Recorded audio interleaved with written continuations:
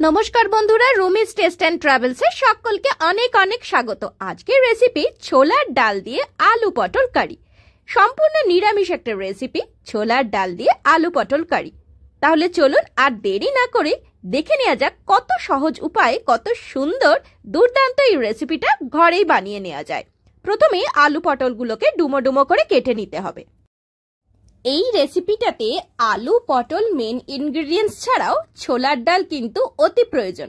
ছোলার ডাল ছাড়া এই রেসিপিটা একেবারেই অসম্পূর্ণ। তবে ছোলার ডালটাকে আগের দিন রাত্রিরে বা 4-5 ঘন্টা আগে ভিজিয়ে রাখার কোনো প্রয়োজন নেই।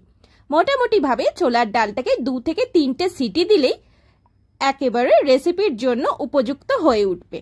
তবে ছোলার ডালটা যাতে গোটা গোটা থাকে, পুরোপুরি গলে না যায়, সেদিকে কিন্তু আপনাদের অবশ্য খেয়াল রাখা প্রয়োজন। সেই জন্য ছোলার ডালটাকে মোটামুটি ভালো করে পরিষ্কার করে ধুয়ে নিয়ে 2 থেকে 3টে বা 4টে সিটি দিয়ে সেদ্ধ করে নেবেন। কিন্তু মনে রাখবেন ছোলার ডালটা গোটা গোটা থাকে যেন, মানে পুরো গলে গেলে এই রেসিপিটার যে খাসিয়াত সৌন্দর্য সেটাই আর থাকবে না।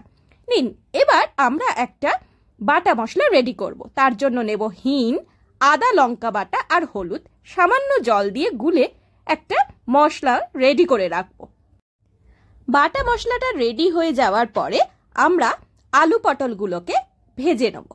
আর এই রেসিপিটাতে আমরা সর্ষের তেলই ব্যবহার করব। সর্ষের তেল ছাড়া এই রেসিপিটা খুব একটা ভালো লাগবে না, মানে একটু ঝাঁঝ হবে। সে কারণেই বলছি সর্ষের তেলটা কিন্তু মাস্ট, সাদা তেল দেওয়ার কোনো প্রয়োজন নেই। আলু পটলগুলোকে মোটামুটি ভালো করে ভেজে নিতে হবে 7 থেকে 8 মিনিট সময় ধরে। আর আপনারা সকলেই জানেন পটল কিন্তু ভাজতে বা ভাজা হতে একটু সময় লাগে। ভালো করে ভাজা হওয়াটা ভীষণ ভীষণ প্রয়োজন। আলু পটলগুলোকে সেই কারণেই আলাদা করে, মানে তরকারি কষানোর আগে আগে ভালো করে নুন দিয়ে ভেজে নিতে হবে। 7 থেকে 8 মিনিট আলু পটলগুলো লাল লাল হয়ে যাবে। তারপরে ভাজা আলু পটলগুলোকে আলাদা পাত্রে তুলে রেখে আমরা সেই তেলেই ফোড়ন হিসেবে নিয়ে নেব শুকনো লঙ্কা, জিরে আর তেজপাতা। এবার ফোড়নের সুন্দর গন্ধ উঠলে আমরা যে বাটা মশলাটা অলরেডি রেডি করে রেখেছিলাম, কি কি দিয়েছিলাম, হিং, আদা লঙ্কা বাটা আর হলুদ দিয়ে যে বাটা মশলাটা রেডি করে রেখেছিলাম সেটা দিয়ে দেবো। তার মধ্যে টমেটোগুলো ভালো করে ভেজে নেব। টমেটো আমি এখানে অর্গানিক টমেটো ব্যবহার করেছি, সেই জন্য একটু ছোট ছোট দেখাচ্ছে, কিন্তু যে কোনো দেশি টমেটো আপনারা ব্যবহার করতে পারেন, কোনো অসুবিধা নেই। এরপরে টমেটোগুলো ভালো করে সেদ্ধ হয়ে যাবে, মানে 5-7 মিনিট ভালো করে ভাজার পরে ভাজা আলু পটলগুলো দিয়ে দেবো। আর ভাজা আলু পটলগুলো দেওয়ার সাথে সাথেই, মানে কিছুক্ষণের মধ্যেই কিন্তু সিটি দিয়ে রাখা ছোলার ডালটা এর মধ্যে দিয়ে ভালো করে কষাতে থাকবো। ব্যাস, আর কিছু দিতে লাগবে না কিন্তু। আর জলও খুব একটা বেশি দিতে হবে না, কারণ আলু পটলগুলো ভাজা হওয়ার জন্য সেদ্ধ মোটামুটি হয়ে গেছে। আর ছোলার ডালটা তো অলরেডি আপনারা সেদ্ধ করেই রেখেছেন, তাই সামান্য একটু জল ব্যবহার করবেন, অবশ্যই ঈষদুষ্ণ জল। দেওয়ার পরে নুন, চিনি, গরম মশলা দিয়ে সেদ্ধ হতে বা ফুটতে সময় দিন পুরো কারিটাকে 5 থেকে 7 মিনিট।